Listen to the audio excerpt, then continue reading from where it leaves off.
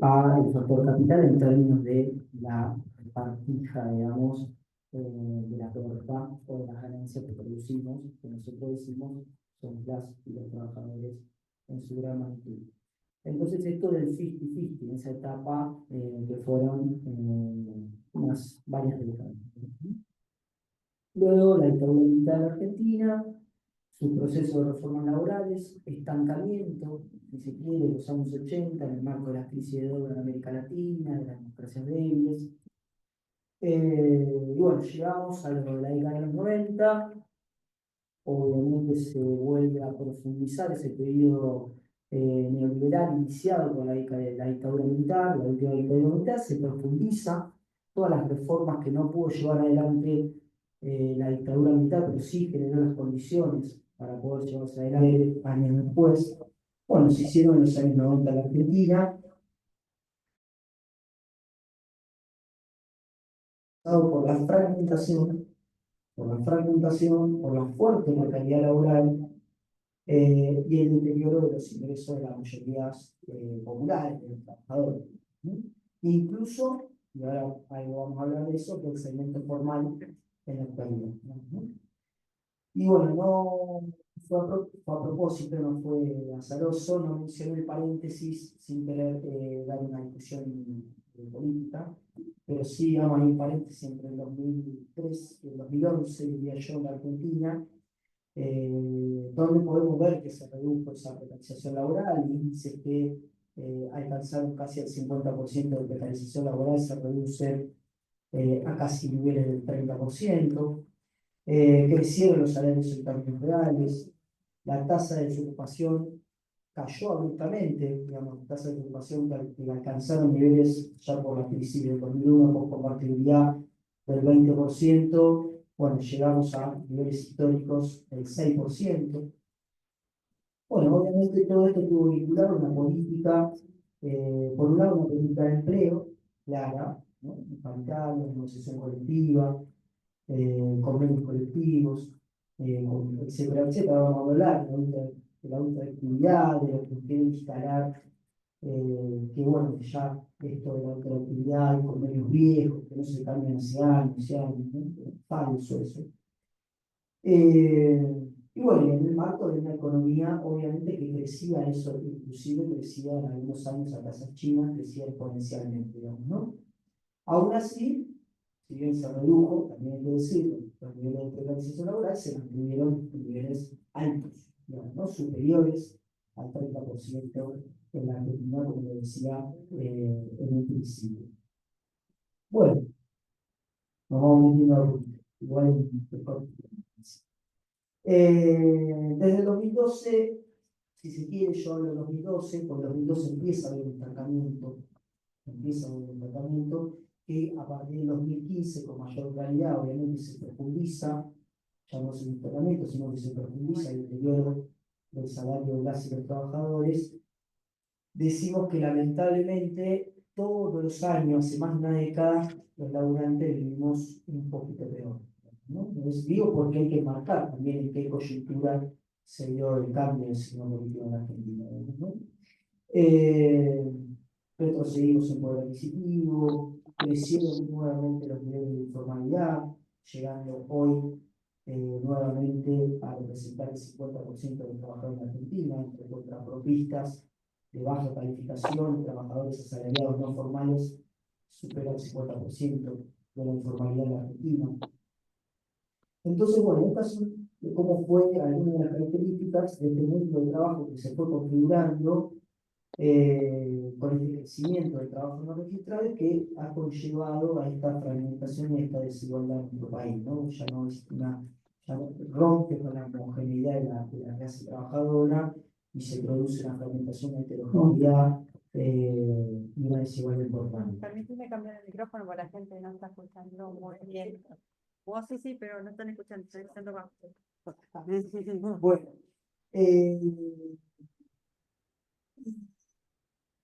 esto se toma el micrófono para pensar, pues estaba, viste, cuando uno viene con la idea.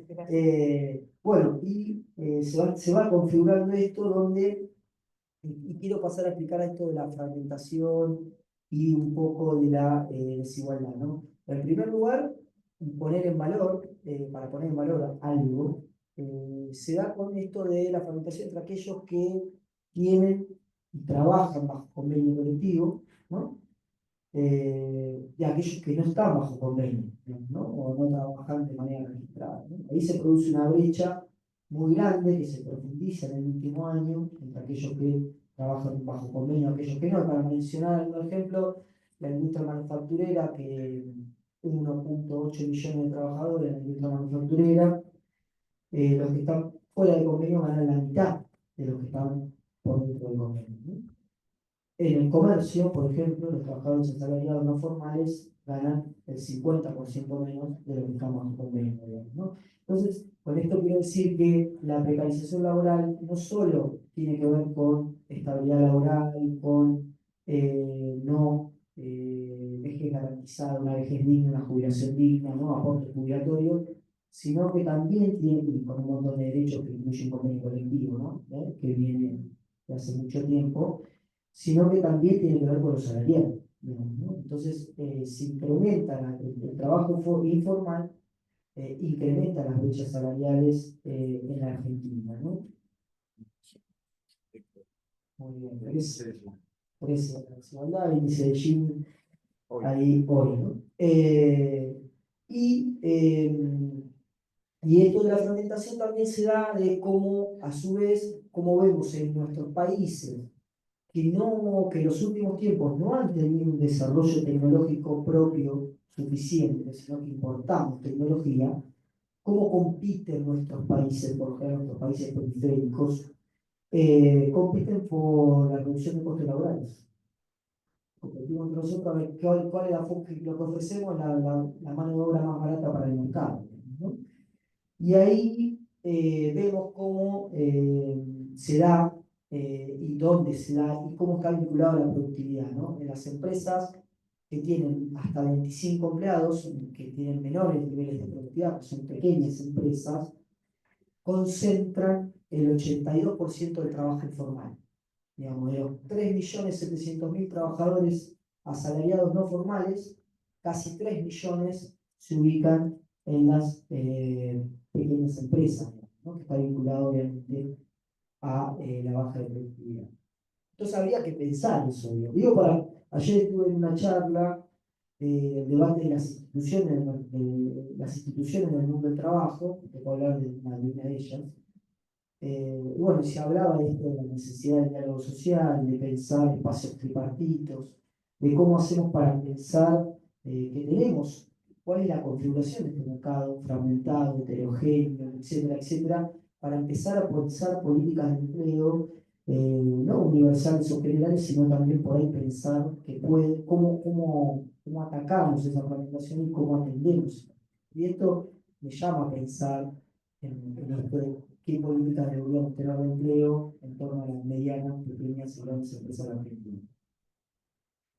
Bueno, y de ahí ya vamos para tirar algunos datos del mercado laboral en la actualidad.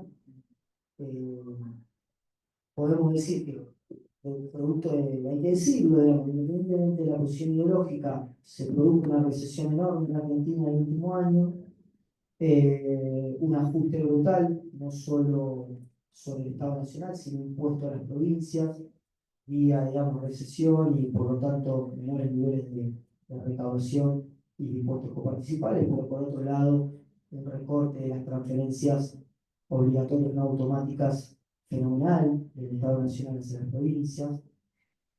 Entonces hizo un ajuste transversal muy grande. Tal vez yo diría de los más grandes que ha conocido nuestro país, en la historia moderna. Bueno, eso tuvo costos, obviamente.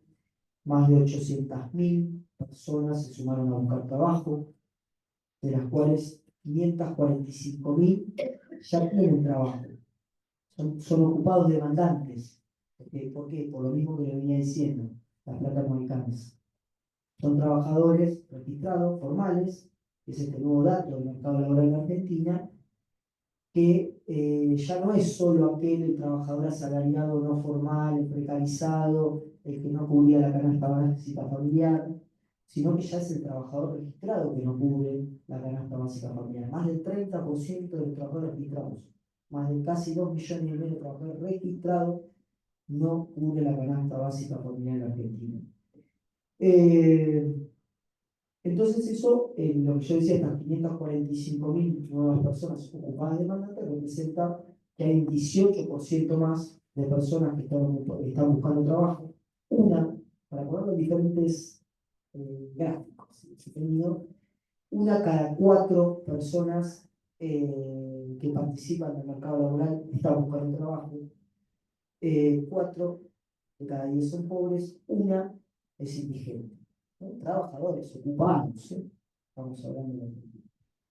Y esto de lo que venía comentando, la brecha salarial, la pérdida del poder adquisitivo en el último año, y sobre todo, tal vez podemos decir un tiempo más atrás, representa que los trabajadores informales hayan perdido 3 veces más de pérdida de poder adquisitivo de los trabajadores registrados.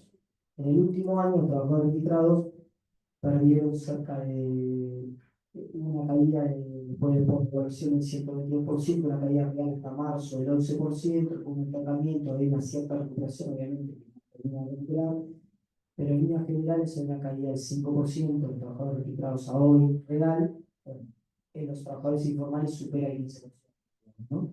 De los trabajadores públicos alcanza el 30%. Y eso es importante decirlo porque uno cuando conduce la gestión de Estado manda señales, ¿no? A veces el Estado en momentos de crisis tiene que ser un Estado empleador, por ejemplo. Y en momentos de tiempos de neoliberales, en tiempos de ajuste, tiene que haber un Estado que mande mensajes al mercado en ese sentido, ¿no? Que tiene que ver con el ajuste de los salarios básicos de trabajadores. Y bueno, y voy a mucho, no sé cuánto tiempo tenía. ¿Estoy bien? ¿Qué quieres? 5 minutos terminando. Y para intentar resolver todo este lío, bueno, Javier Milei se le ocurre pensar que el problema es una reforma laboral en Argentina. Que nosotros los sindicatos decimos que, ojo, no hay problema con discutir adaptación en el mundo del trabajo. No tenemos problema. Nosotros queremos discutir es que esas reformas laborales no sean progresivas, no sean en detrimento del factor capital solamente, en detrimento del trabajo, ¿no? Que no sea para quitar derechos, que no sea para prohibir el derecho de la huelga, que no sea para intervenir sobre los sindicatos. Entonces sí queremos, a veces dicen, no, el sindicalismo no está dispuesto a discutir, eso es falso, eso es falso. No queremos discutir el trabajo de plataforma, hombre, si para nosotros basura eso. Entonces, como no pueden avanzar en el decreto 7023 de la reforma laboral, producto de intervenciones en las organizaciones sindicales, en la justicia, ¿no? Bueno, no es que no se avanzó, ¿no? Como sigue con la ley base. O sea, entonces, el entramado, digamos, la direccionalidad de la reforma regresiva de laboral en Argentina continúa con la ley básica, ¿no? Y algunos en esto del mismo criterio que tienen ellos, del trabajo con gasto, de la disputa por los costos laborales para hacer competencia y mayor competitivo a nivel global, bueno, se dicen los costos de inducción al trabajo, el ingreso y la salida al trabajo son carísimos, carísimos en todos lados. Y ahí discuten obviamente el periodo de prueba en Argentina, que pasa de 3 meses a un año, entonces ya después de 3 meses no tengo que pasarte el contabilidad laboral, sino un año, bueno, hasta el año la posibilidad de echarte, sin causa, sin indemnización, ¿no? Entonces redujo los costos de inducción. Y a su vez tenemos que ver la reducción de los costos de salida, de despidos, ¿no? Hasta un despido, ¿cómo hacemos para que eso sea más barato? ¿No? Que por lo general los despidos, la gran mayoría, acá es importante, ayer justo me sirvió porque estaba con un abogado de derecho, especialista en derecho laboral, que sabe mucho, y bueno, le hablaba de la industria del juicio, y hablé un poco de eso, de que se instala la industria del juicio para justificar el costo el costo de salida altísimo. Y bueno, este chico decía, yo no sé mucho, pero lo tomé, decía que la gran mayoría termina conciliándose entre partes, conciliaciones entre partes, que la gran mayoría hizo base estadística de los juicios de la Corte, decía que además la mayoría de los juicios son sobre la RT, no sobre el Estado empleador, y además marcaba muy claramente que obviamente el total de juicios sobre el total de trabajadores es ínfimo, minúsculo, casi inexistente. En síntesis, cerrando, todas las propuestas escritas, bueno, obviamente entiendo que van a desarrollar con más especificidades, leyes, mis compañeros abogados. En síntesis, todas estas propuestas escritas por CEOs, más ni menos, de las grandes empresas de nuestra Argentina, tienen que ver con la reducción de los costos laborales en esto de este modelo sin desarrollo tecnológico propio, y que se compite por la reducción de los costos laborales en la Argentina y por general en el mundo competitivo, ¿no? Y para terminar, no puedo no terminar, el panflito para el sindicato de base, que somos los estatales públicos, representaciones de base. Bueno, obviamente también esa reforma laboral ataca fuertemente la ley marco de empleo público a nivel nacional, donde nos quita intervención a los sindicatos en el proceso de selección, donde a su vez nos permite que los delegados ya ahora se los pueda, ante reestructuraciones, se los pueda cambiar de jurisdicción, perdiendo su jurisdicción de base como delegado territorial. Y a su vez habla de la disponibilidad, que eso hay que decirlo, porque algunos creen, no, la disponibilidad del empleado público, eso ya existía en el marco. La disponibilidad ya existía, pero ¿qué pasa? Hay un cambio importante, también hay que decirlo.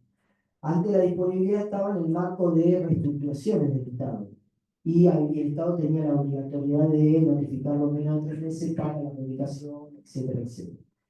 Ahora, además de reestructuraciones, cualquier autoridad máxima, una autoridad del Estado Nacional, puede entender que la planta está sobredimensionada e ir hacia una planta de personal óptima mínima, así dice la ley, puede poner en disponibilidad todos los trabajadores que deseen, ¿no? Entonces, acá sobran trabajadores, bueno, hay que echar, como hicieron en el día de ayer, 2.000 trabajadores del Ministerio de Justicia con carta documento con despidos, digamos, ¿no? Tuvimos el día de hoy en ese sentido también a los trabajadores.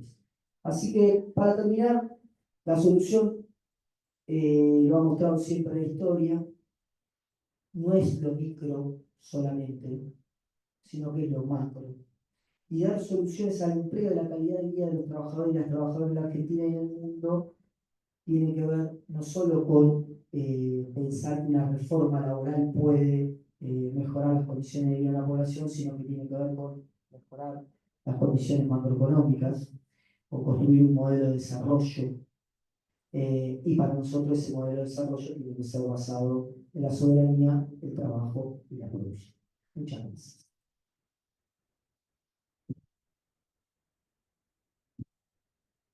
Bueno, muchas gracias Martín, la verdad le decíamos que queríamos dar un enfoque acerca del mercado de trabajo porque partimos de esta base para analizar el tema de la violencia laboral. Es lo mismo tener una sociedad con empleo, en desarrollo, con producción, con soberanía, estar con índices que son perjudiciales para el mundo del trabajo. Por tanto, gracias Martín, nos resultó muy interesante y cada vez que abordemos una charla vamos a dar un aspecto del mercado de trabajo para tomar y profundizar. Le doy el pase ahora a la doctora Eli Chávez, que nos va a hablar específicamente del convenio 190 de la OIT. Me parece. Ahora que me parece que te lo paso. Para. Pabli, por favor. Gracias. Pablo es músico, sabe de Cali. Muchas gracias. Hola, bueno, buenas tardes. Estoy nerviosa porque estoy más nerviosa como que cuando no me conoce nadie en los auditorios, porque está mi mamá, me vino a acompañar.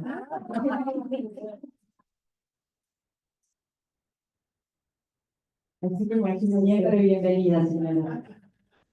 ella es veterinaria, nada que ver, pero bueno, soy la hija. Bueno, en primer lugar, gracias Salo y al Colegio de la Abogacía por la invitación.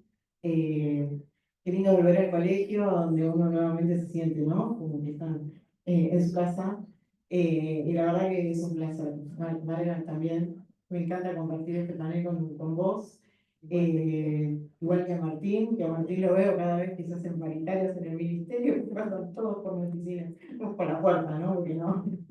Y bueno, y al compañero Gustavo Mariani, que lo hemos recibido en el Ministerio de Trabajo de la provincia de Buenos Aires también, así que ahora somos compañeros.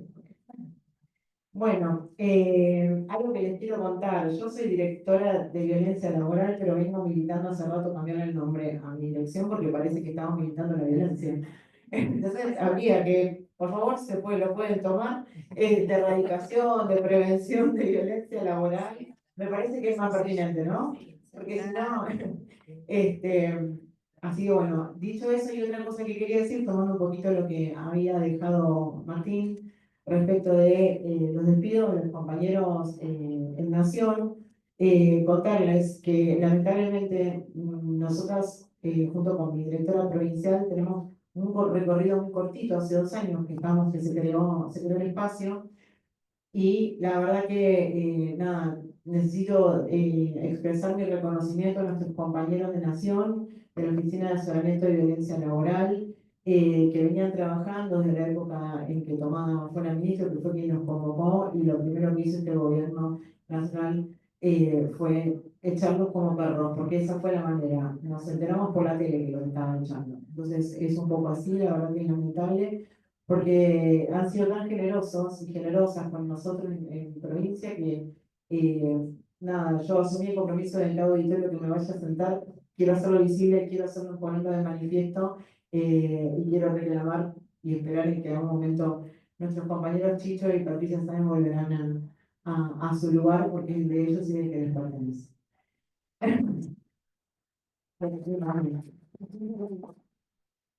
Bueno, dicho esto, les cuento un poquito sobre qué es lo que me toca a mí en mi intervención en este panel tan prestigioso. Les voy a hablar un poco del convenio 190, que es el convenio contra la violencia y el acoso en el mundo del trabajo. Y bienvenido, Roberto, llega. Y su recomendación, la recomendación número 206. Me traje mi compu para hacerlo más divertido, porque si no me tiene que mirar en la mano. Entonces, bueno, nada, es un convenio que establece un marco global para abordar la violencia y el acoso en el mundo del trabajo. Lo importante es que lo notorio y lo significativo de este convenio es que ha sido discutido, ha sido debatido y ha sido aprobado en el marco del derecho al trabajo como un derecho humano, el derecho a los espacios libres de violencia como un derecho humano, y es algo de lo que más se profundiza. A lo largo uno va recorriendo el texto del convenio y es como que permanentemente, y la recomendación, y les cuento. Nosotros, cuando un convenio internacional es firmado en un organismo internacional, nuestro país, una vez que ratifica esos convenios, empiezan a formar parte de nuestro ordenamiento interno, tienen jerarquía superior a las leyes, de acuerdo a lo que está establecido en el artículo 75 y 122. Así que en principio, el hecho de haber suscrito y ratificado este convenio por nuestro país, eso ya garantiza que todos nosotros, trabajadores y trabajadoras, tenemos el derecho constitucional a espacios y ambientes libres de violencia, y eso es algo que necesitamos divulgarlo y decirlo permanentemente, porque pareciera que se supiese poco, ¿no? Bueno, entonces les decía, ¿no? El convenio fue adoptado y aprobado en el 2019. Nuestro país lo ratificó mediante la ley 27580 en diciembre del 2020. Se depositó el instrumento de ratificación en el 2021, en febrero, y eso hizo que al año siguiente, una vez depositado el instrumento, empieza a tener plena vigencia en nuestro país.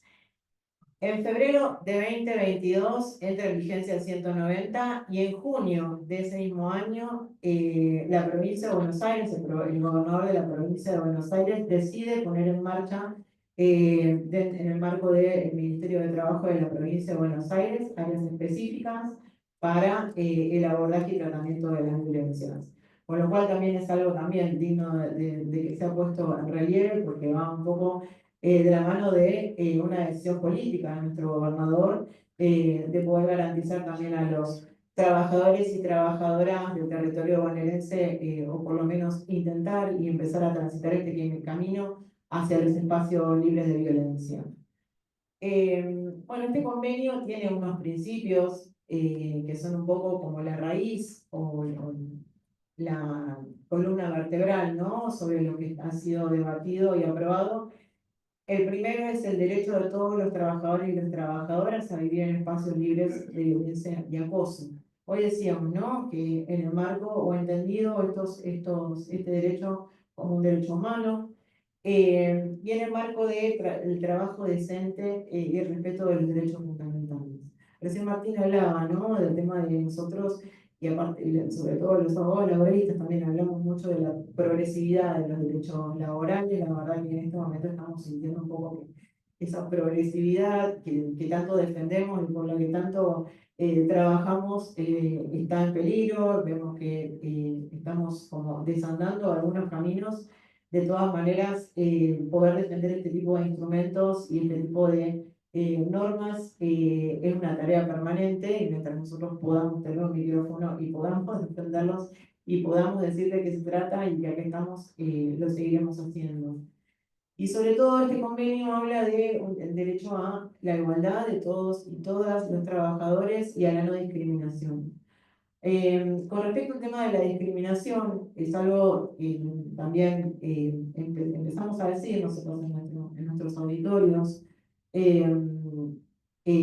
respecto de qué está pasando, relacionándolo con la ley de bases que habilita el despido discriminatorio. Nosotros en nuestro país tenemos una ley que prohíbe los actos discriminatorios. Están prohibidos en nuestro país porque además hay un convenio internacional que supongo que Mario después hará referencia. En nuestro país están prohibidos los actos discriminatorios. Y el hecho de que la ley de bases de pronto introduzca una indemnización tasada a un despido discriminatorio, como que está legalizando un acto discriminatorio. Y yo me acuerdo que a nosotros, no, yo doy clase de Derecho del Trabajo en el Instituto de Educación Superior, y me acuerdo que uno de mis alumnos me decía, pero profe, está bien, porque nos van a pagar un 50% más de indemnización, y porque eso es lo que había leído en el diario, porque indemnización agravada, venía en el diario. Lo que se olvidaban de decir es que no está bien, porque están legalizando un acto que es ilegal, y una indemnización tasada por la ley de contrato de trabajo, aumentada en un 50%, si quieren el agregamiento, seguramente el número va a ser muchísimo menor de lo que podría llegar a reclamar un trabajador, por ejemplo, demandando por daños y perjuicios. Lo que pasa es que se accede a esta indemnización, se le cierran todas las otras vías de reclamo, y además el trabajador va a ser el que va a tener que probar que ese despido fue discriminatorio. En términos de violencia, en términos generales, la violencia funciona en principio activo de la carga de la prueba, porque es muy difícil demostrar, ¿no? Los hechos de violencia son muy difíciles de demostrar. Entonces sucede que va a tener que probar si la violencia existió o no quien está en mejores condiciones de aportar prueba. En cambio acá, el despido discriminatorio que intenta introducirse, va a ser el trabajador el que va a tener que demostrar que lo despidieron por un hecho discriminatorio, y solo a partir de ahí sería acreedor a esta indemnización con el 50% del recambio. Pero bueno, así vamos, desandando. Esperemos que no por mucho tiempo. Muy bien.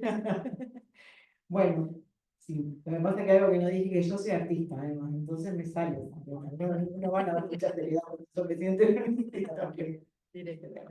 Bueno, otro aspecto que tiene el convenio 190 son estos enfoques, ¿no? Que tiene un enfoque inclusivo, integrado, sensible de género, dice, pero bueno, lo que se intenta es que tenga perspectiva de género.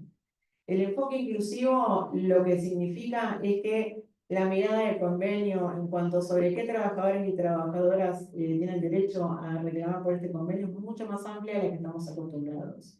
¿Por qué? Porque va a incluir trabajadores del sector público y privado, trabajadores formales e informales, trabajadores precarizados, trabajadores, aquellos que no desarrollan sus tareas en unidades domésticas intensivas, y por eso es que de alguna manera se le da una mirada bastante más amplia, porque un trabajador formal bastante tiene que consigo como para no tener que estar padeciendo todo el mal de la informalidad y encima que el empleador lo corre, ¿no? Eh, entonces, este enfoque inclusivo lo que intenta es ampliar la mirada, es el trabajador, las personas que trabajan. El convenio habla de las personas que trabajan, no habla de los trabajadores, sino que habla de las personas que trabajan.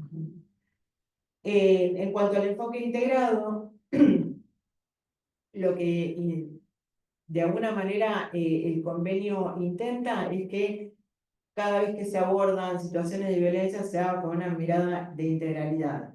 No solamente, y le pide a los Estados miembros que hayan ratificado el convenio, que adopten sus legislaciones como para poder garantizar este abordaje integral a través de la legislación laboral, de salud, de justicia, de género, de educación, y que todas esas normas trabajen de alguna manera en red para poder garantizar a los trabajadores y a las trabajadoras este abordaje que requiere el convenio.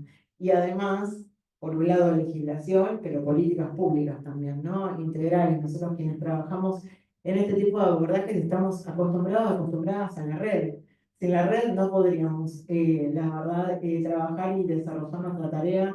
Y estamos acostumbrados a la red, y en la red en la que nos apoyamos a través de compañeros y compañeras que muchas veces nos ayudan a poder garantizar la restitución de derechos, ¿no? Y el tercer enfoque de este convenio, que es el enfoque de género. Acá les traje una plaquita de un estudio que hizo una ONG que se llama Grow, Empleo y no me acuerdo, pero después se los voy a dejar el dato, que plantea, ¿no?, que en América Latina el 69% de las personas encuestadas que han vivido o presenciado situaciones de violencia laboral, el 73% son mujeres, el 64% son identidades no cisgénero, y recién el 62% son varones. Entonces, el convenio lo que pide es, se va a aplicar a todas las personas que trabajan, varones, mujeres, no es violencia de género, pero sí pide que tenga una perspectiva de género y que tenga este enfoque de género, entendiendo que las mujeres, que las interseccionalidades, que las personas del colectivo LGBTQ+, suelen estar, sobre todo cuando están en una relación de trabajo, suelen estar en una situación desigual y expuestos y expuestas a una mayor vulnerabilidad que muchas veces la que están expuestos los varones. Pero de todas maneras, algo con lo que también hacemos mucho hincapié, el 190 habla de violencia laboral sobre las personas que trabajan, ¿sí? Es también para varones. Lo que ha querido el convenio es que los varones no tengan que arreglar sus cuentas entre sí a la salida de la empresa, sino que sea el empresario el que tenga que poner manos en el asunto y poder garantizar espacios libres de violencia. Bueno, entonces, otra de las innovaciones, esto un poco ya lo hemos hablado, del convenio 190, quienes lo están aplicados, hablábamos, ¿no?, de trabajadores asalariados y asalariadas, personas en formación.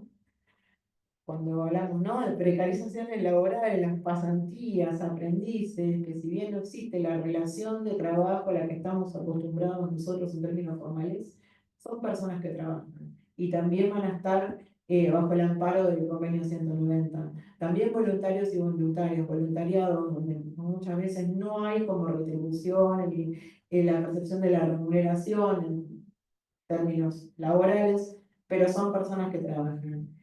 Y El convenio agrega personas despedidas, personas en busca de empleo y postulantes, es decir, todos aquellos, aquellas que van a una entrevista de trabajo. Y los empleadores, por supuesto, también son sujetos de este convenio. Es bastante importante porque esta semana salió una encuesta, pensábamos, ¿no? El tema de busca de empleo y postulantes, esta semana hubo una encuesta que hizo también esta ONG Grow, donde hablaba de el 85% de las personas que habían ido a una entrevista de trabajo se habían sentido discriminadas por la edad, o por el sexo, o por el género, o por ser madres las mujeres, pero sí habían visto de alguna manera algún sesgo de discriminación y a partir de la encuesta es donde se observa eh, esta desigualdad también, pese a que no exista la relación formal de empleo. Por eso es que el convenio también los incorpora y las incorpora. Estoy tratando de hacer rápido para...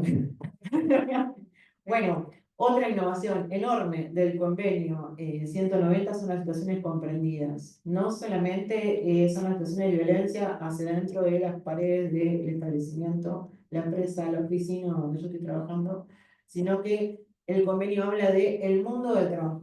Y esto va a comprender espacios públicos y privados que son lugares de trabajo, por ejemplo, unas ferias o stands, que normalmente se instalan en las plazas, eso también pertenece al mundo del trabajo. Viajes, desplazamientos, actividades sociales y de formación.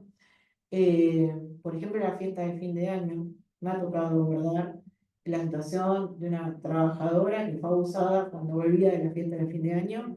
Eh, entonces, también, por supuesto, que es una situación digna de abordar por el convenio 190 y por supuesto que también hemos realizado las intervenciones correspondientes, porque lo primero que hace el empleador es yo que tengo que hacer. Y la verdad que no, porque el convenio 190 afortunadamente también incluye este tipo de situaciones. Lugares de pago, descanso, alimentación, aseo de vestuarios, eso estamos un poco más acostumbrados. Incluye además las comunicaciones relacionadas con el trabajo, incluidas las TIC. Mensajes de texto, mensajes de WhatsApp,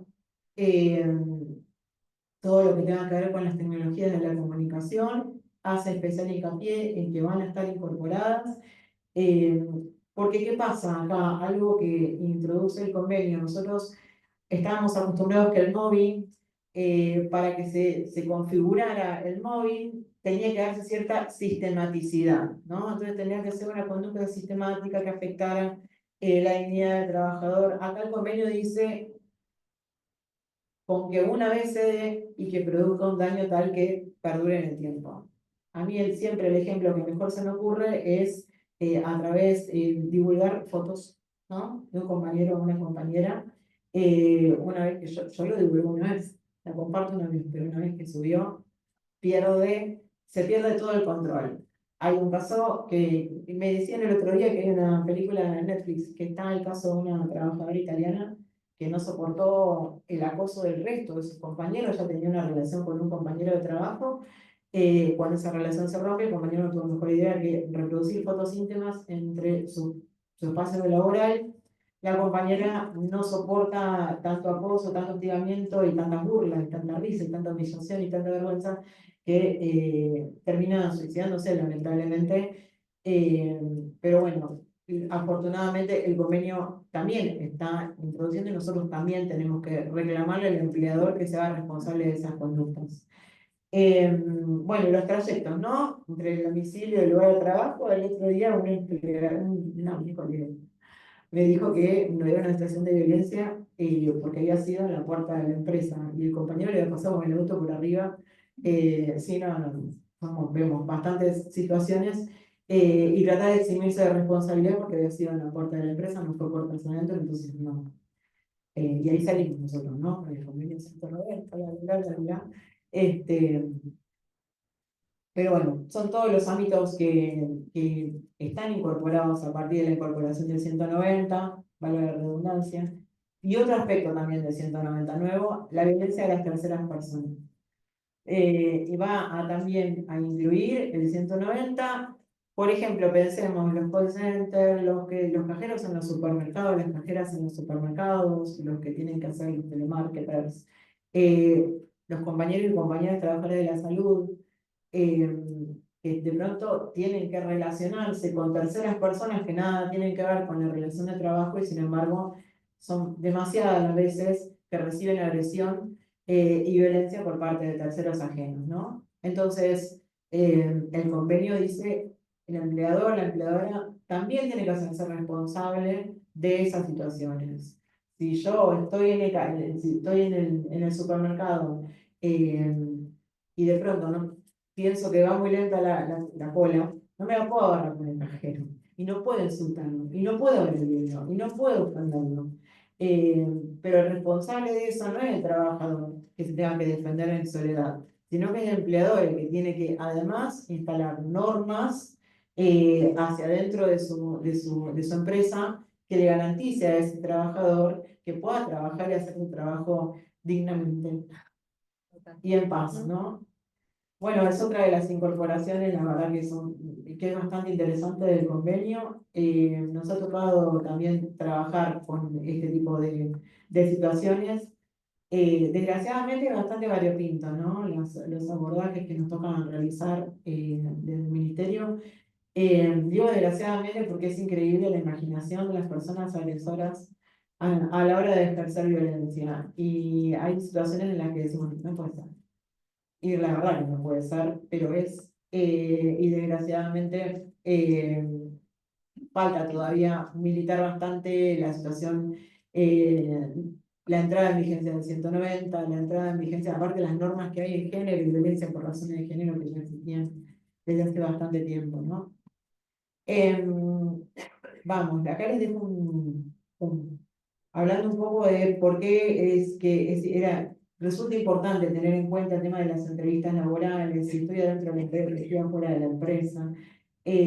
Porque veamos, ¿no? La mayoría de las personas, esto es una encuesta también de Grow, la mayoría de las personas dicen que fueron agredidas en una reunión en ocasión del desempeño del trabajo. Pero sin embargo, si vamos al escaloncito más abajo, también existen aquellos aquellas que fueron agredidas en una entrevista laboral.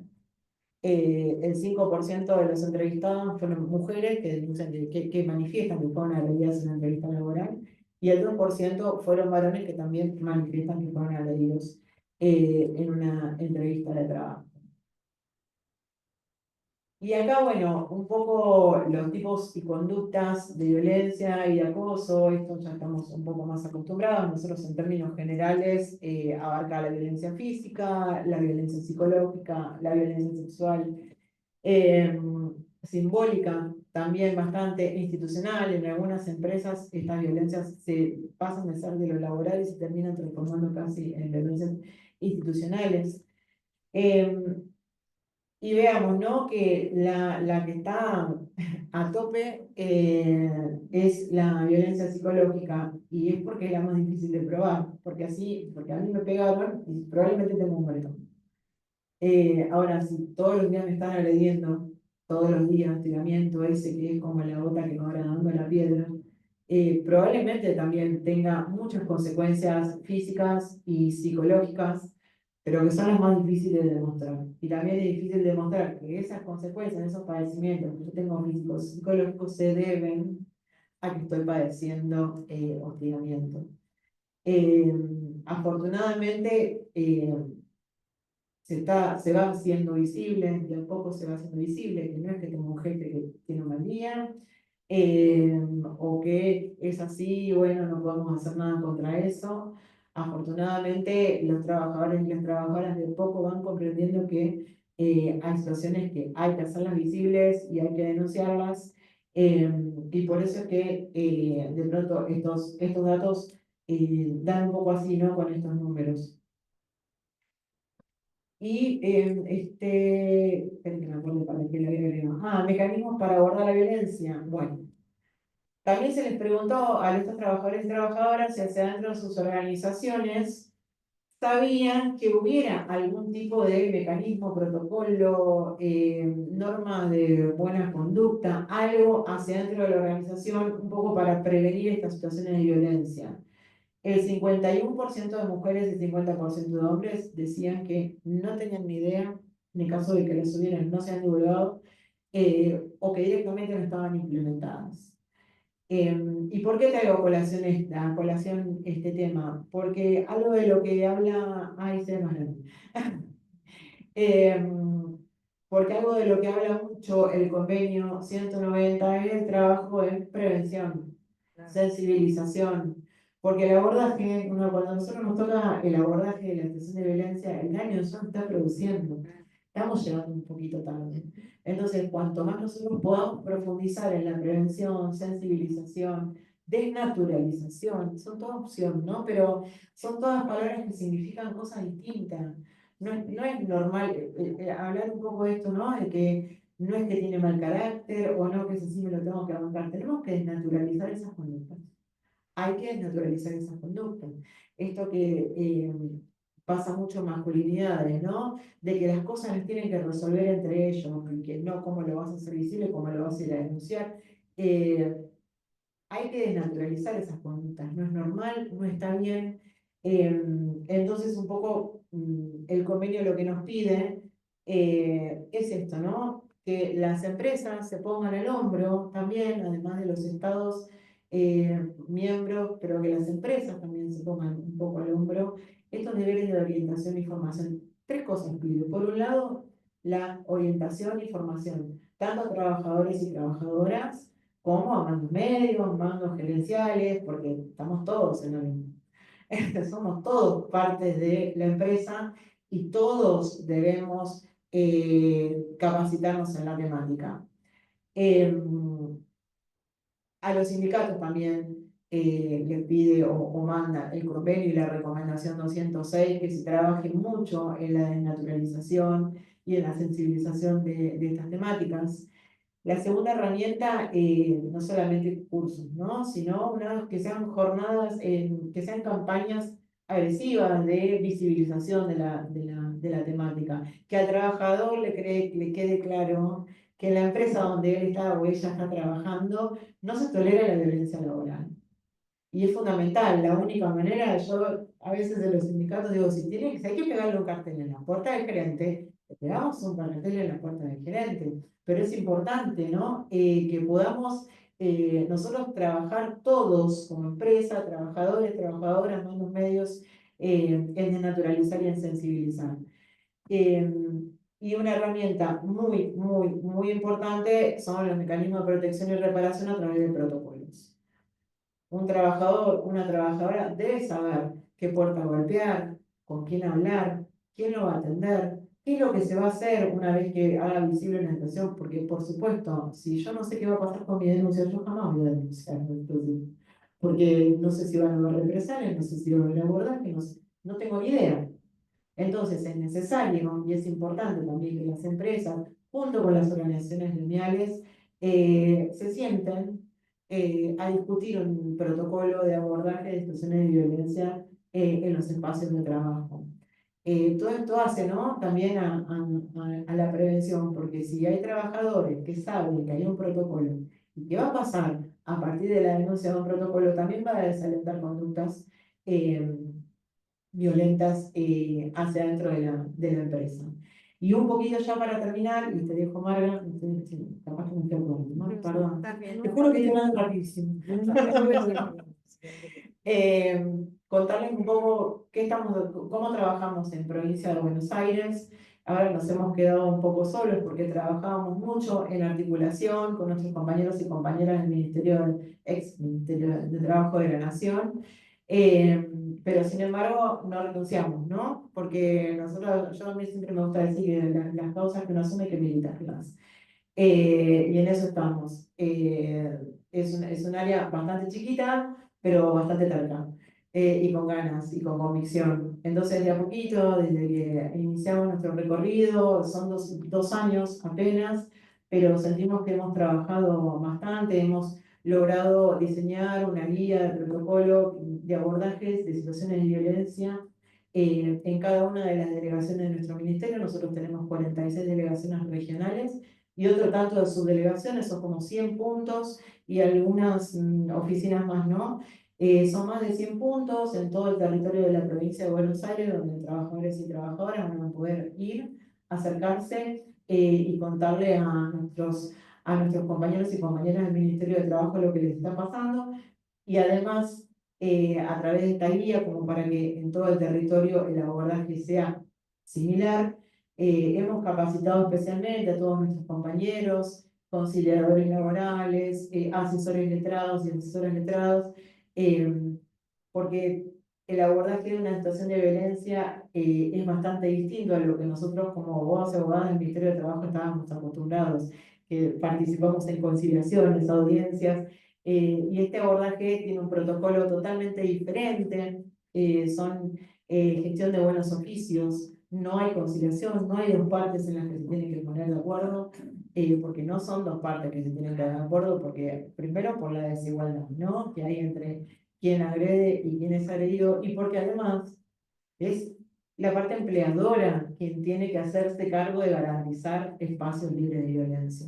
Nosotros intermediamos, hacemos nuestro trabajo, visibilizamos, una vez que hemos entrevistado a un compañero o a una compañera en situación de violencia, convocamos a la empresa a que se acerque a nuestra delegación o ministerio.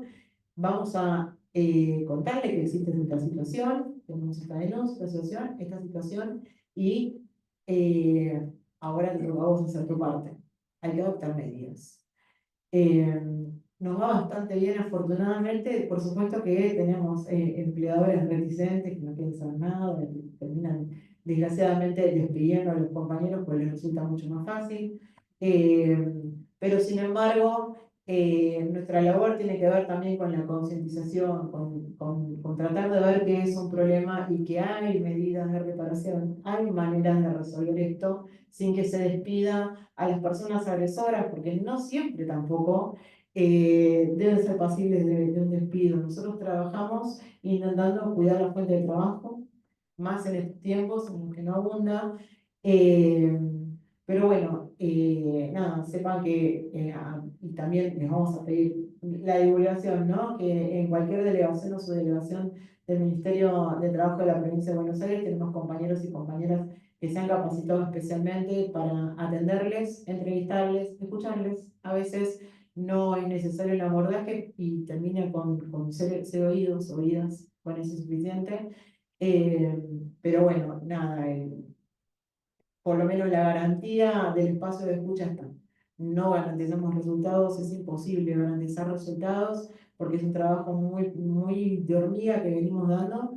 Pero bueno, eso creo que conté también al ministerio. Así que bueno, muchas gracias.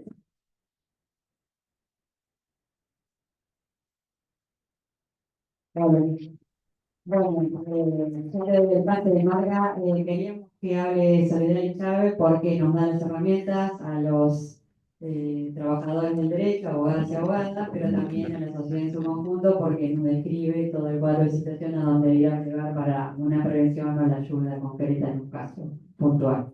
Y ahora le pasamos a Marga la palabra para que aborde algún aspecto del derecho laboral como un derecho humano fundamental. Bueno, hola, ¿qué tal? ¿Cómo están? Un poco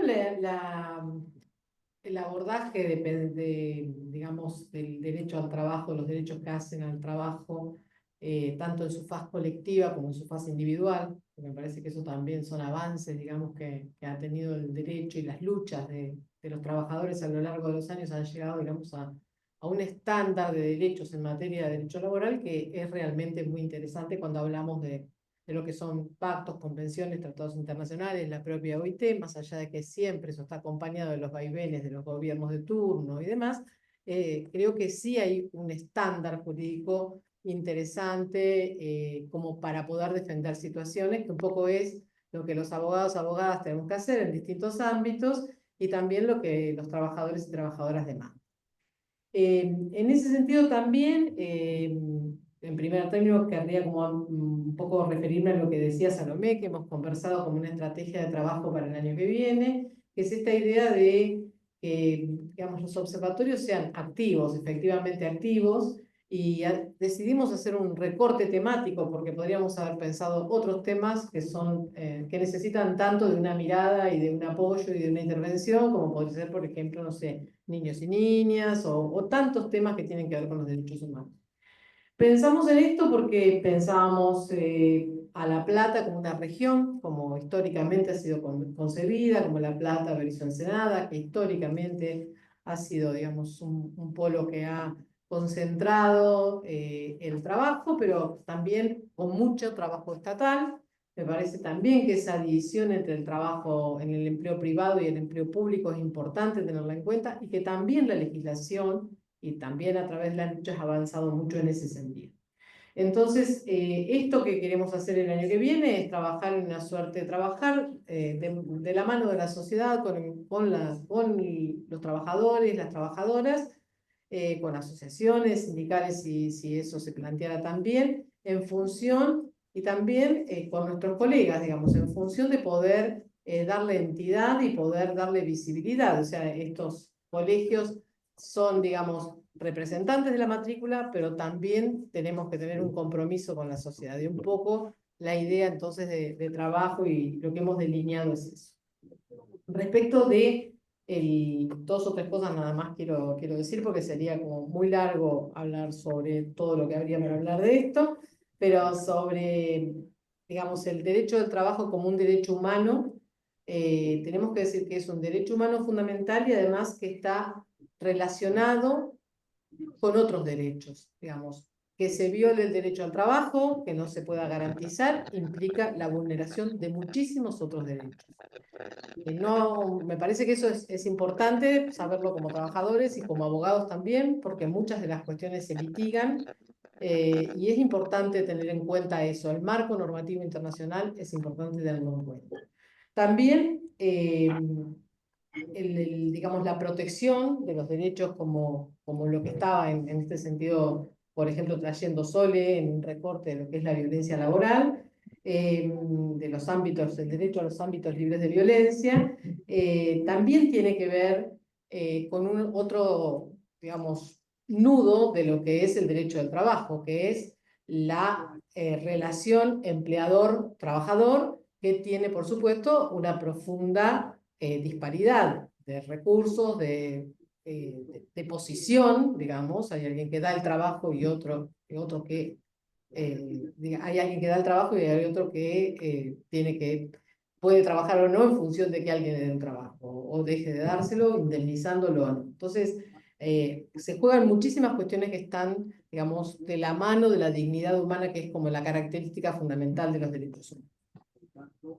Y después, como para por ahí también poner en el marco del internacional, pensaba un poco en el tema de, digamos, en el primer, digamos, en la primera convención de derechos humanos en la cual la Declaración Universal, que como todos sabemos la estamos siempre el 10 de diciembre recordando que existe una Declaración Universal de Derechos Humanos, allí, de algún modo ya, cuando se declara la Declaración Universal, en 1948, ya había, de la mano de la OIT, que se había creado en 1919, ya había convenios sobre el trabajo forzoso, había convenios sobre la necesidad de abolir el trabajo forzoso, sobre varias temáticas que eran nodales para ese momento de la historia. Entonces, a veces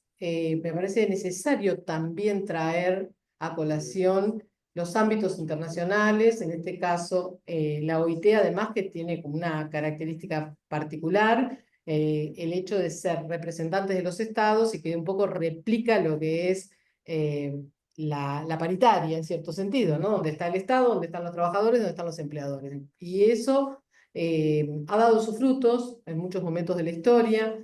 Entonces, también me parece importante traerlo como una de las ideas fuerza, de la fuerza, de la potencia que tiene el derecho del trabajo y una institución como es la OIT, que de algún modo ha tenido, y entiendo que es muy útil también incluso para el litigio, ha tenido muchos pronunciamientos y pactos y tratados y convenciones y jurisprudencia en defensa de los trabajadores, me animo a decir.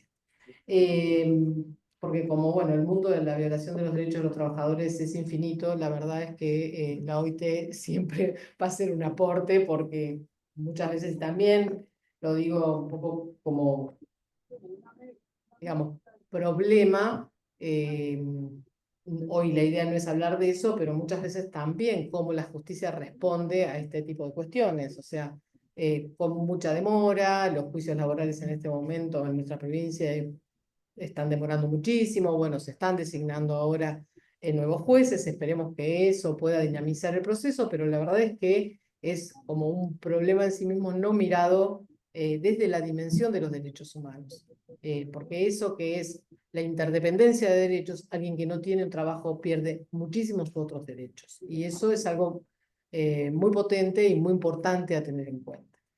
Bueno, eso es un poco lo que quería aportar. Me parece que es el marco desde el cual intentamos trabajar, como les decía, también desde una idea, digamos, abierta a ser completada con otras ideas y otros compromisos, poder pensar, bueno, cuál es la mirada más útil que desde un observatorio podemos hacer en la región respecto de cuestiones que tengan que ver con el derecho al trabajo.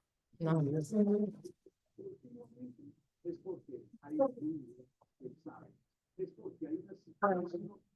Muchísimas gracias, Marga, espectacular. En épocas donde hay discursos contrarios a la multilateralidad y todo lo que sea los ámbitos de los estados donde se encuentran a debatir los temas que nos importan. En tu caso, Mariani. No sé si uso el micrófono. Si uso el micrófono. La fuerza. Por La grabación. Bueno, la jornada convoca a hablar sobre los derechos laborales como derechos humanos fundamentales. En principio voy a tratar de dejarles un par de interrogantes, no de respuestas.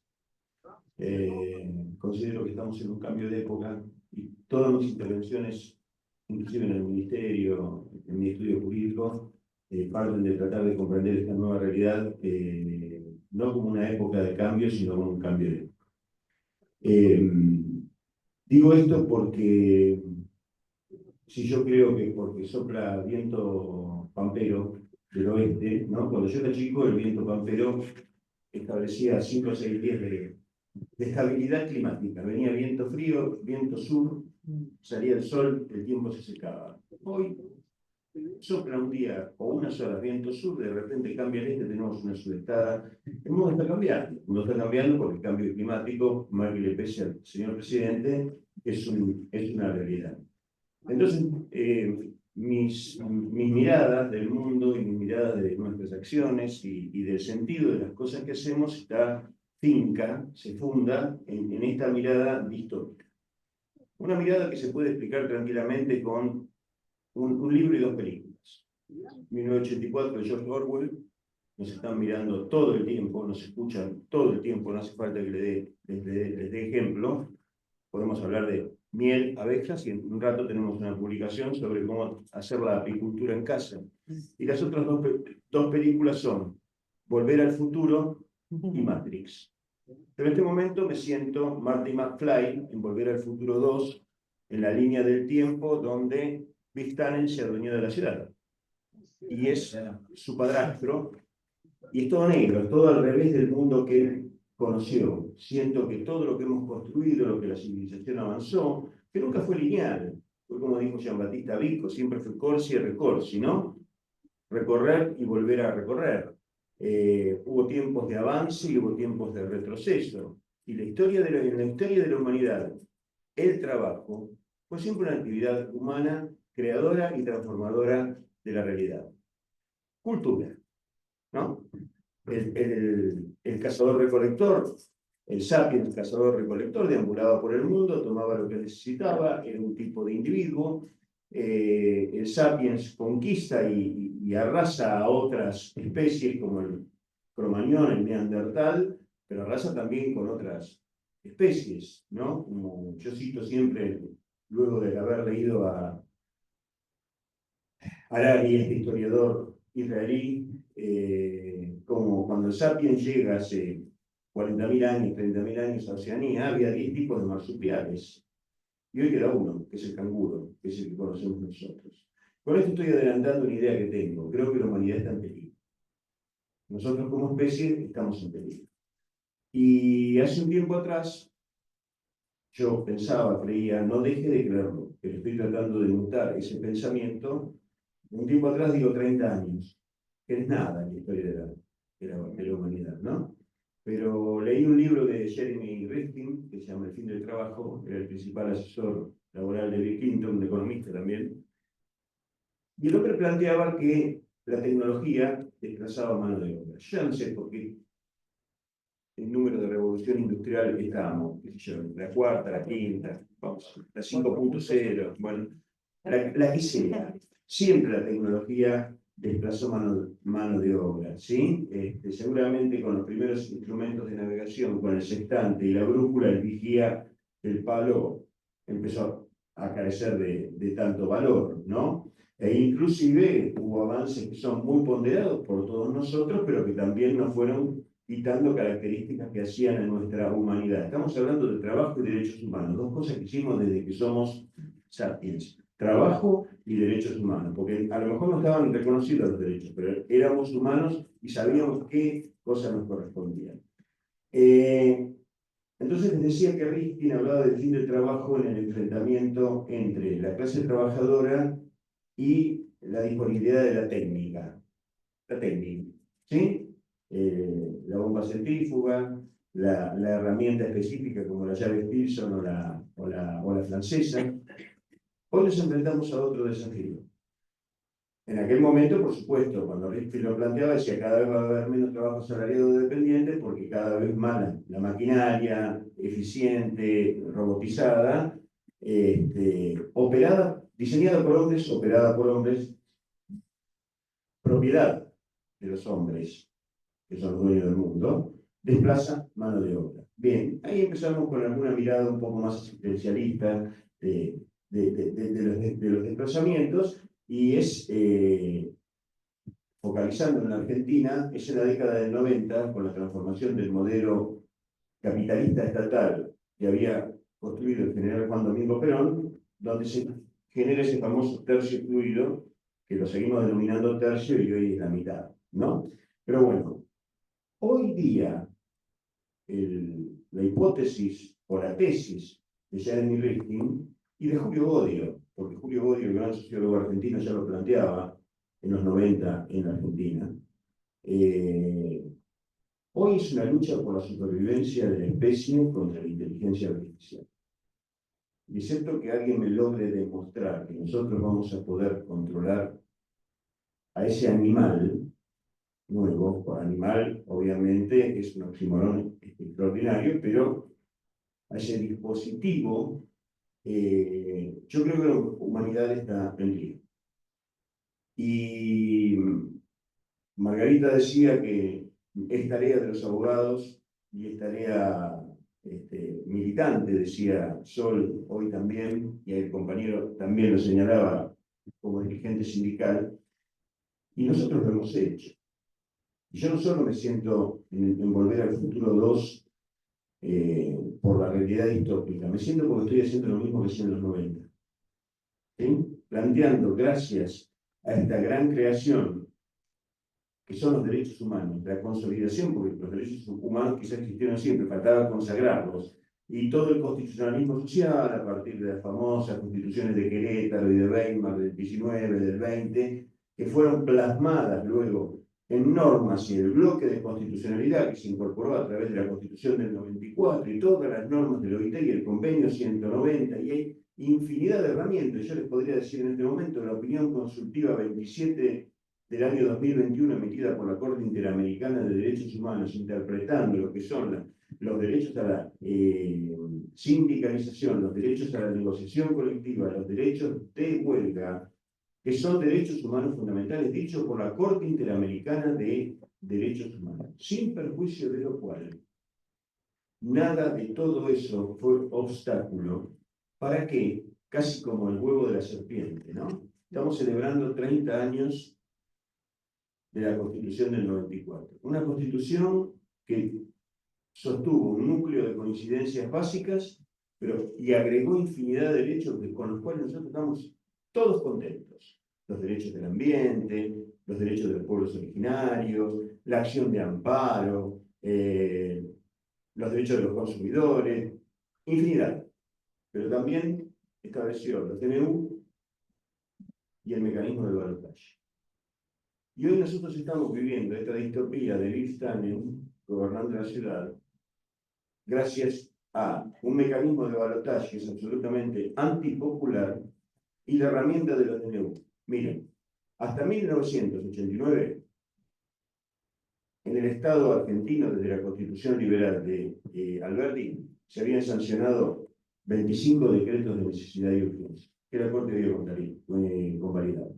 Desde 1853-1860 hasta el año 1989, hubo 25 decretos de necesidad y urgencia. El señor que gobernó en los 90, que todos sabemos que nombrarlo trae mala suerte, y que no tuvo nada de peronismo, y eso lo discuto con quien quiera, en cualquier circunstancia, tomando café, tomando vino sería mejor, fue el gran, absolutamente responsable de la destrucción de un Estado que proveía mano de obra y que entendía y tenía un modelo y un proyecto nacional, cuando ni siquiera tuvo el ST. Porque fue a través de ese Estado que generado, por supuesto que la historia no empieza cuando uno llega, la historia no empezó con Perón. YPF existió desde el año 1922 porque el general Mosconi decidió que no podía depender del combustible británico para mover sus tanques en un país que tenía hipótesis de conflicto con dos vecinos muy importantes como Chile y como Brasil. También se había creado antes la siderúrgica argentina a partir del pensamiento del general Sabio. Bien, pero llega Perón y todo esto lo hace realidad en un montón de situaciones que Argentina era un país, primero es un país que empezó a desarrollar la tecnología nuclear, cosa que hoy todavía somos pioneros, somos uno de los 8 países que fabrican reactores nucleares en el mundo. Pero durante aquella década, o 12 años, si tomamos desde que asumen el modesto Departamento de Trabajo y Previsión, en muy pocos años Argentina empezó a fabricar aviones a reacción. Argentina pasó de no tener ferrocarriles a tenerlos. Argentina tenía su propia empresa, Líneas Marítimas Argentinas, ¿sí? Que se la compró los Godero, capitalistas, y se venga para acá porque el transporte es logística y es estratégico. Y tuvo su flota fluvial del Estado argentino. Y tenía sus yacimientos petrolíferos fiscales, que no era YPF Sociedad Anónima. Está muy bien haber recuperado el 51%, estoy chocho de la vida y lástima que mi padre no lo pudo ver. Y yo llevo acá colgado en el cuello una medalla del YPF que mi viejo ganó jugando al básquet en el año 1945. Y sé muy bien, porque soy un YPFiano, un petrolero, soy argentino, pinche y petrolero. Así me define, un peronista.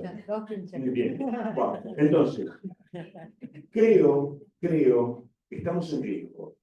Creo, y esto no es desesperanzador, pero evidentemente estamos planteando de vuelta las mismas batallas, escribiendo las mismas cosas que tuvimos que escribir en los 90, fundado en todo ese bloque de constitucionalidad que gracias a Dios, porque la realidad es dialéctica. El tratar de entenderla como blanca o negra nos lleva siempre a estar en lugares equivocados. No toda la Constitución del 94 es mala, nos ha dejado algunas cuestiones positivas. Ahora, políticamente sí es perversa. Primero en su génesis, porque tenía un solo objetivo, que era la reelección de ese hombre, y en función de lo cual se concedieron situaciones que solo favorecen al campo adversario. El campo adversario es aquel que defiende los intereses de las clases dominantes. El mundo siempre ha sido propietario, compañeras y compañeros. El mundo siempre ha tenido dueños. Y los que estamos abajo nos hemos podido desarrollar en mayor o menor medida. Algunos quedan al costado del camino inmediatamente, otros tenemos alguna chance y asomamos así, ¿no? Como el pescadito que logra salir de la boca del tiburón. Ha sido gracias al trabajo, pero el mundo siempre ha tenido dueños. En esa disputa permanente entre el capital y el trabajo, la Constitución del 94 vino a consagrar un mecanismo político que ante la duda va a favorecer a aquellos que no tienen ni participación, ni pertenencia, ni les interesan los intereses populares ni nacionales. Y es así que la primera minoría que ganó las elecciones el año pasado, a 3 puntos, una décima de ganar en primera vuelta, no gobierna. Y se aliaron para un balotaje. ¿Qué tendrá que ver todo esto con el motivo de la charla? Tiene todo que ver, porque los derechos humanos están en peligro también. Entonces, se aliaron los que gritaban que quiero vender mis riñones, quiero que el agua la compren los chinos, que se lleven la merluza, me importa nada el agua, yo puedo comprar y vender lo que se me antoje y tengo derecho a contaminar los ríos. O no decían todo eso, yo no estoy loco. Decían todo eso. Y recuerdo a la candidata que es ministra de Seguridad, que viola los derechos humanos de una manera sistemática y burlona y persistentemente. La recuerdo la noche de la primera, no me acuerdo si fue el balotaje de la primera vuelta, diciendo las ideas de Milei son malas para el país, mientras Macri estaba atrás parado ya pensando cómo iba a colonizar este gobierno. Entonces, entre dos sectores que se detestaban, se sumaron para que no gane el movimiento popular y nacional con el cual todos nosotros comimos, estudiamos, tuvimos un proyecto de familia, inclusive aquellos, como hoy señalaba Martín, en esta década, en esta anomalía de la historia argentina, que fue el ciclo 2003-2012, de ahí empezamos con algunas dificultades, que no voy a hablar de economía, porque ya como abogado hablo de demasiadas cosas. Digo, exceptuando esta anomalía, hasta el gorila más recalcitrante ganó dinero. Entonces creo que tenemos que ser muy conscientes. Se nos viene encima, ya estamos. Esto es como cabalgar un tigre. No es lo mismo que un caballo. Si uno se imagina cabalgando un tigre, va a estar arriba todo el tiempo temblando, porque es muy difícil mantenerse arriba de un tigre. Entonces hay un segundo problema, caerse, porque vamos a ser absolutamente devorados. Entonces, tampoco tenemos la capacidad de conducir al tigre. Por eso no podemos entender qué es lo que corresponde hacer en este momento. Bueno, quizá haya que buscar las respuestas en el pasado. Porque no es la primera vez, quizá el pasado fue mucho más desorganizado de lo que nosotros estamos acostumbrados. Quizá nos han organizado la cabeza para vivir de una organización que no es organización, sino es sumisión. Les voy a dar un ejemplo muy sencillo. Mi papá se crió en realidad, vino a los 2 años, en Villalbino, en Misiones. Y mi papá me lo contaba, iba a buscar agua a la esquina. ¿No? Porque no había agua corriente. Y mi abuelo y mi abuelo iban a buscar la leña para la cocina económica. ¿Sí? Entonces, cuando salían, entraban en contacto con vecinos, y todo el mundo sabía que doña Queca había matado un pollo, o que iba a hacer esto a la noche, y le pedía un ajo a la vecina, y le prestaba una taza de azúcar. Yo soy de la generación donde todavía me acuerdo que a mi casa venían a mi vieja a pedirle chinita, la vecina le decían, Elsa, ¿tenés una taza de azúcar? Sí, querida, toma. Todo eso el agua potable, el gas, la televisión, la energía, son beneficios. Pero ojo, porque nos meten para adentro y evitan el contacto social. Y nosotros somos seres sociales por naturaleza, porque somos humanos. A partir de que somos humanos, hemos logrado construir o tratar de establecer determinado tipo de derechos. Hoy estamos interactuando con esta cosa. Cuando yo me levanto a la mañana, sí, abro los ojos, y así, alrededor mío, como en 1984, tengo 15 o 20 personas. Puedo tener a Salomé, a Turco, a Eliana, a Walter Correa, ¿no? Con su triangulito verde. Alguno, llamame, te llamé, ¿dónde estás? ¿Vas a venir? Che, boludo, ¿qué? Bueno, mi hija, Bobo, ¿me podés contestar? Bueno, 15 alrededor de la cama. ¿A quién no le pasa? Nuestros cerebros están procesando de una manera desesperada, tratando de adaptarse a esto de que basta de la hoja leída, que es donde uno fija el conocimiento, no desde la pantalla. Entonces, en medio de todo este desbarajuste, es que tenemos que tratar de armar algún tipo de estrategia. Entonces yo digo, cuando todo tira para abajo, es mejor no estar atado a nada, y no es a los prejuicios, es a las consignas. Y es a revisar lo que pasó. Entonces, yo lo que les quiero, con esto voy a ir cerrando, porque el tiempo ya se está poniendo nervioso, porque estoy hablando mucho. Quiero ir cerrando con esto. No se puede creer. A mí me encantaría que volviera al IPEF estatal y volviera a abrir el club IPEF. Y no me resigno a que no suceda. Pero no puede ser mi objetivo de máximo. ¿Sí? El mundo virtuoso de ese periodo, del 2012 al 2012, vamos a decir el 2015, ¿sí? No necesariamente es posible volver a él, porque el sujeto social al que nosotros nos dirigimos, hoy, básicamente, y según encuestas que son confiables porque no apuntan a medir si usted votaría o no votaría, sino qué piensa la gente, nos demuestran que el sustento de este proyecto político distópico, Biftan, que estamos viviendo, está sustentado por hombres jóvenes de 21 a 29 años, varones, iletrados, ágrafos, con escasa educación primaria terminada y mayoritariamente aislados de los grandes centros urbanos, que tienen otras problemáticas que no son menos desagradables que las que acabo de describir.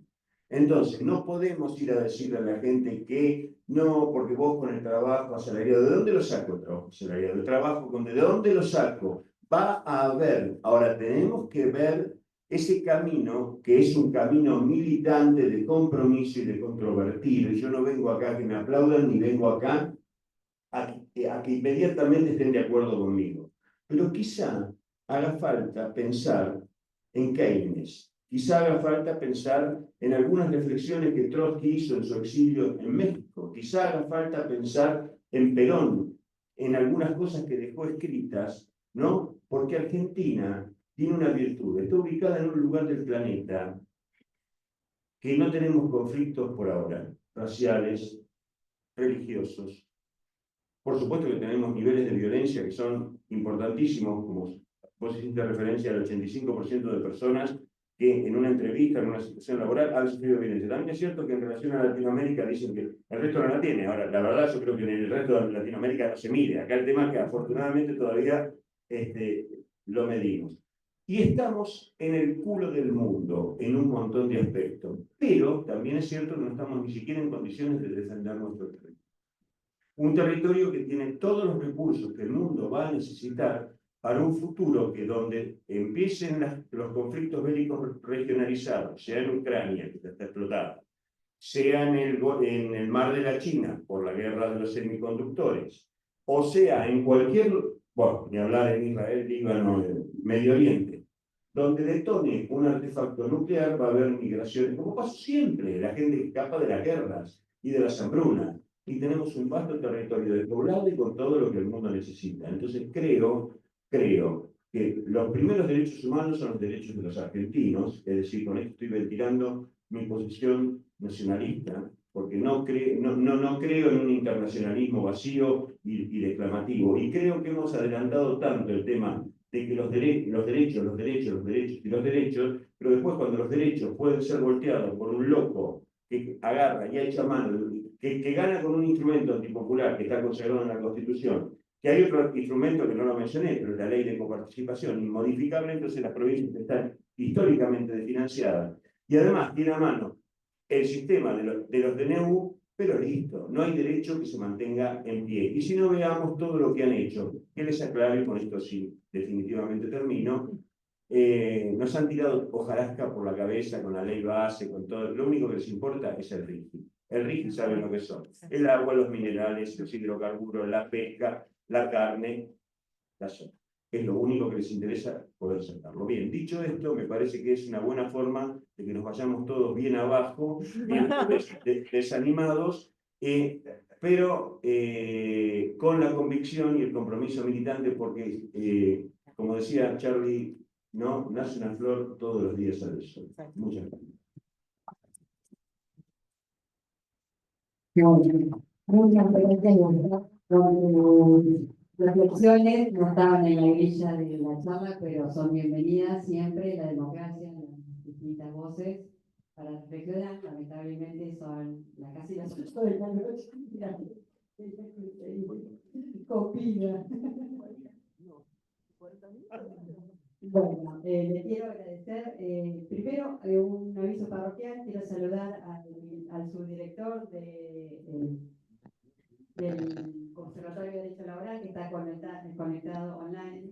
Hemos tenido unos cuantos problemas con el audio, por tanto no le puedo abrir la palabra para que se exprese, pero es el doctor Oscar Espinosa, que no pudo venir personalmente, pero está conectado desde temprano.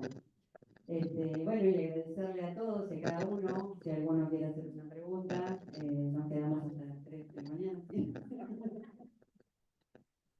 Gracias. Muchas gracias.